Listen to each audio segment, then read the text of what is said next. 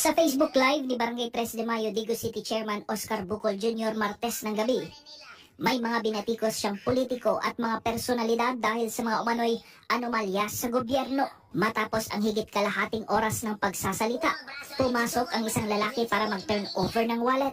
At habang binabasa ng kapitan sa kanyang mga viewers ang pangalan ng may-ari ng natagpo ang wallet, biglang umalingaw-ngaw ang mga putok ng baril. Nagpulasan ang mga tao sa bahay, tinamaan sa dibdib si Bucol, duguan at hirap ng makalakad.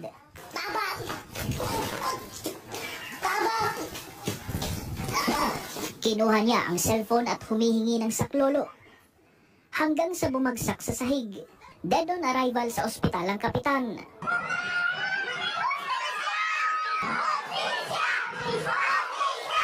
Maraming taga-suporta niya ang nag-abang sa labas ng ospital, may umiiyak at humihingi ng hustisya.